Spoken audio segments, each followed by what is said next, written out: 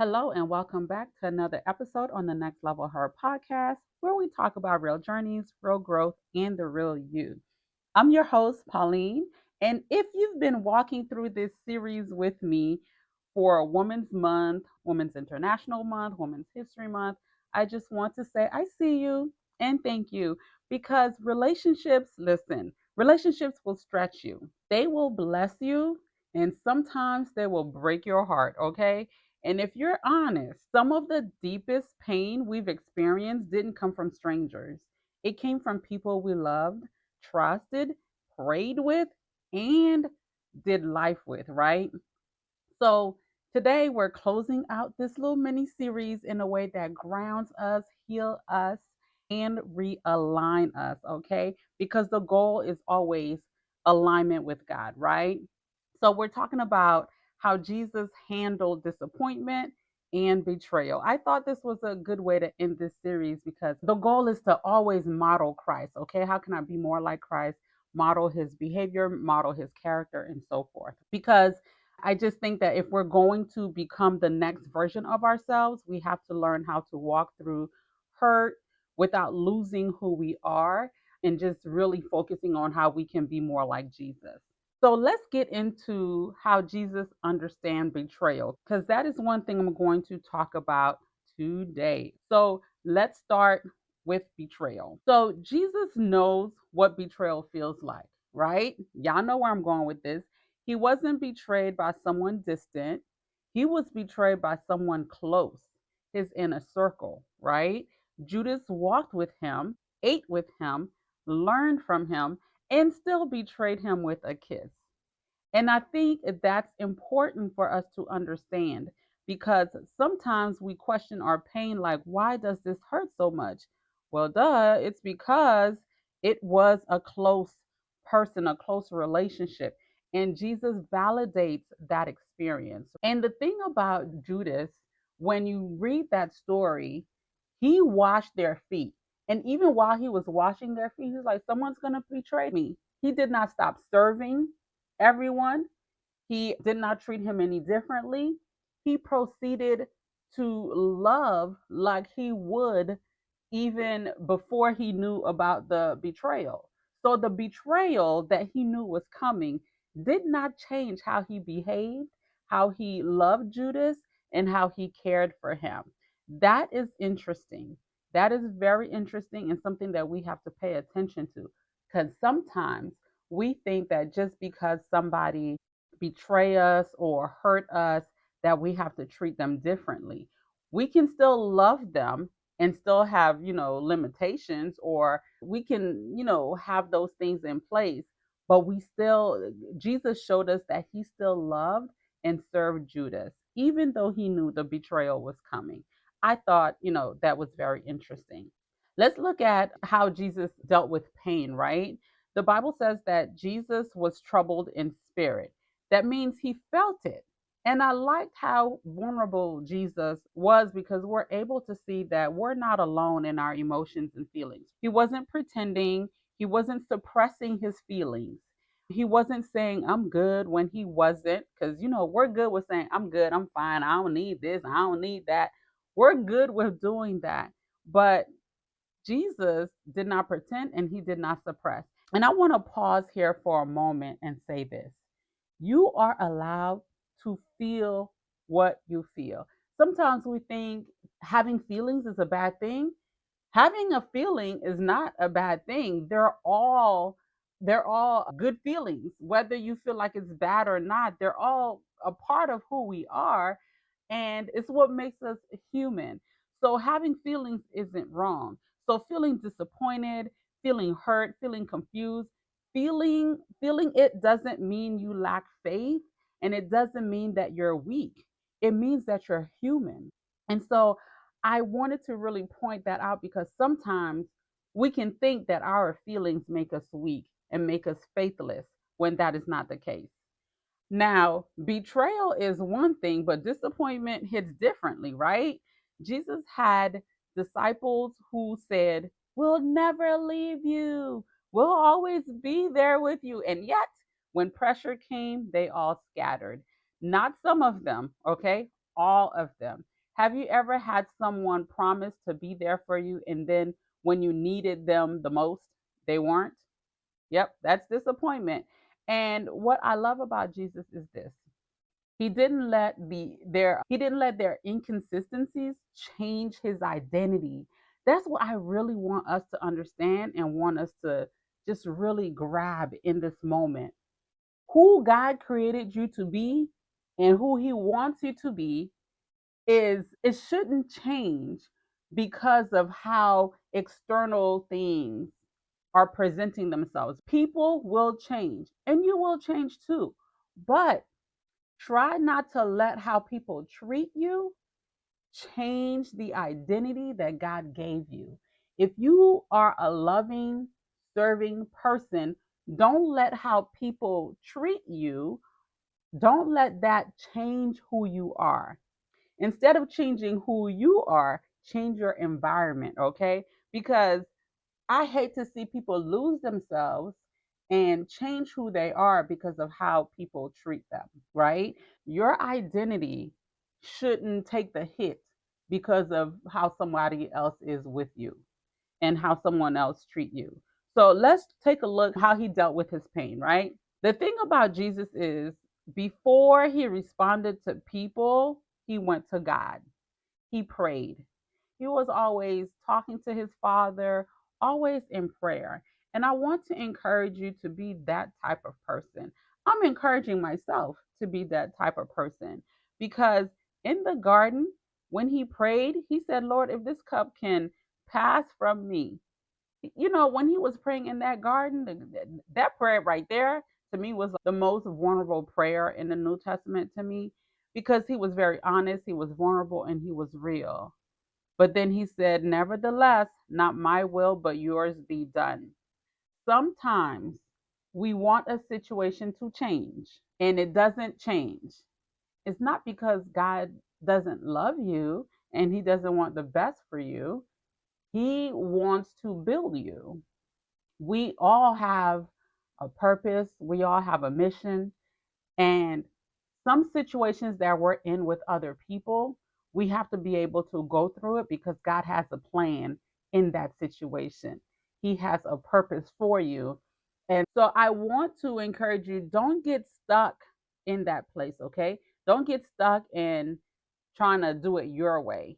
Pray to have the heart like Jesus did, not as I will, but as you will. Let your will be done. We have a habit of talking to everybody else before we talk to God. We want to vent, we replay the situation, we build a case. Trust me, I understand because baby, that's me. I always want to vent, and baby, I'm going to replay the situation 50 million times because I'm trying to see if I can get 50 million different outcomes. And I'm going to build a case. But Jesus showed us another way. Jesus showed us a better way, a different way.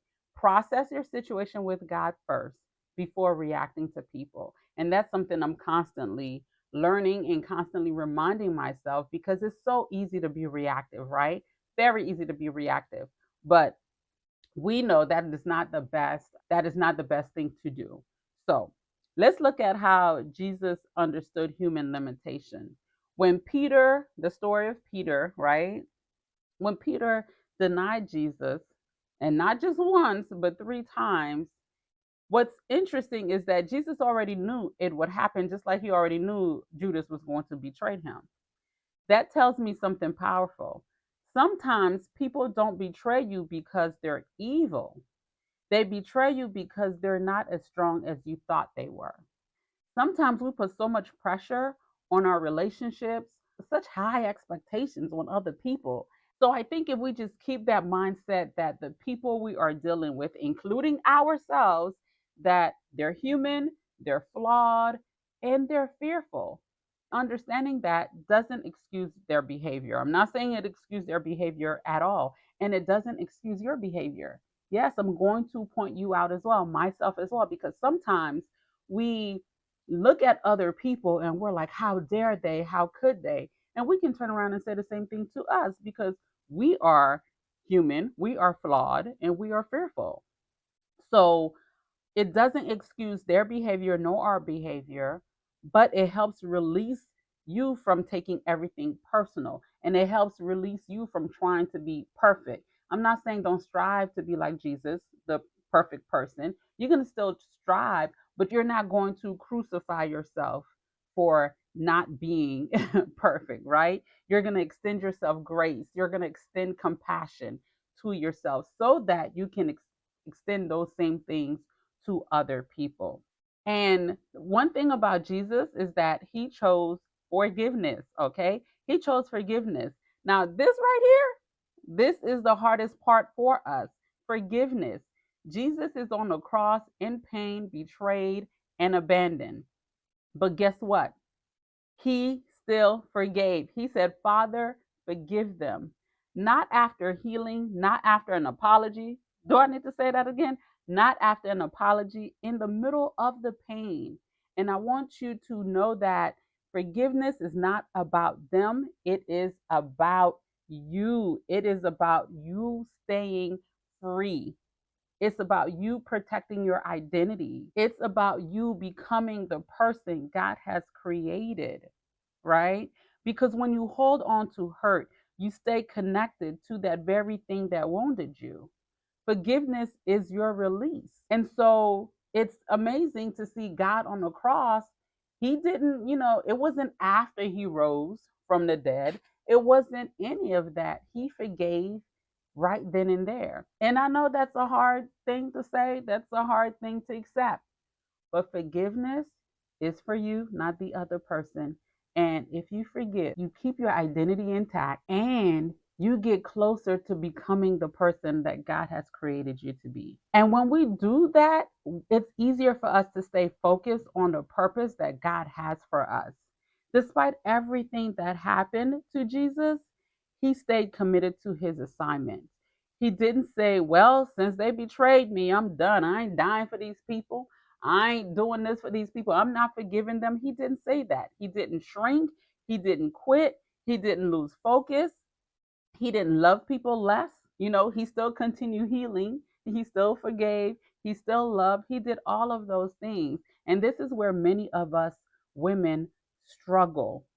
We allow what people did to us to distract us from what God called us to and distract us from who we're becoming. Jesus showed us how to deal with those things. And that's the beauty of it. We don't have to feel like we know everything. And you know what? You're still not going to know everything, right? But he always gave us a blueprint. He always gave us an example. And I love that. Betrayal is not a reason to abandon your purpose or your identity. When we're hurting, we want to respond. I get it. We want to respond. We want to explain. Oh, baby, how I love to try to explain myself. Defend yourself. I get it. Set the record straight because we just got to let people know. But Jesus remained silent through it all, especially when he was being tortured. He remained silent because he knew who he was. His identity was intact. Can your identity stay intact when you go through things? He didn't fight for reputation, he trusted God with it. Okay. And I want to challenge you with this. Not every situation requires your voice. You hear me? They don't need that. Some situations require your surrender. If you let God handle your battles, you won't feel the need to use your voice to try to defend, explain, or anything. Okay? Surrender and let God fight your battles. That's all I got to say. All right? Because he will, and he's going to do a better job than you could ever done anyway. So the beauty about this is Jesus kept his heart pure through all of it. Yes, even after everything, Jesus still loved those people. He still loved Judas. He still loved Peter. He still loved everyone who left him. He still loved the people who put him on the cross. He didn't become bitter. He didn't harden his heart. He didn't shut down. And that is the real win because it's easy to protect yourself by becoming cold, by acting like you don't care, by abandoning, by avoiding. It's easy to do that, but Jesus showed us a better way. You can have boundaries. Don't get me wrong. You can have boundaries and still have a pure heart and still love. Okay? So I don't want you to listen to this and think that, oh, I just have to let people trample over me. I got to return back to my vomit. No, baby, you ain't got to do all of that. All I'm asking is that, and I'm asking myself too, is that we modeled Christ's example. Yes, he's perfect and we're not, but it does not hurt to strive. It does not hurt to embody who God created us to be. And guess what? Yes, he's perfect and we're not, but we are made in his image. We were created in his image. And some of his characteristics are in you already. You just have to discover. And sometimes those things don't come out until you go through a situation, right? So I'm just saying, we go through situations so we can become that next level her, that person that God created us to be.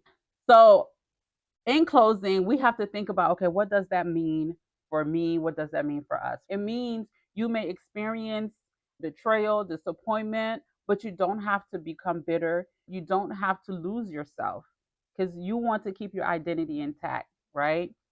And I love how he showed us how to walk through those different situations.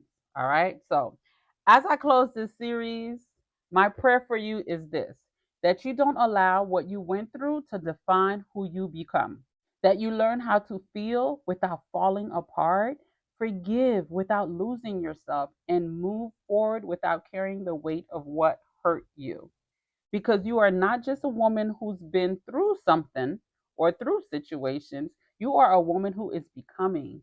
And that's the beauty of it. We're constantly becoming, and we're becoming more and more like our creator. We're becoming healed, we're becoming whole, and we're becoming aligned.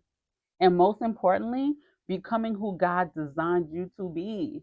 That is the beauty of it all. So, I just love this series. I enjoyed it. I hope you did as well. If this episode spoke to you, I want you to share it with another woman who may need this reminder. And as always, thank you for being here. Thank you for growing with me because, baby, I'm always growing and you should too.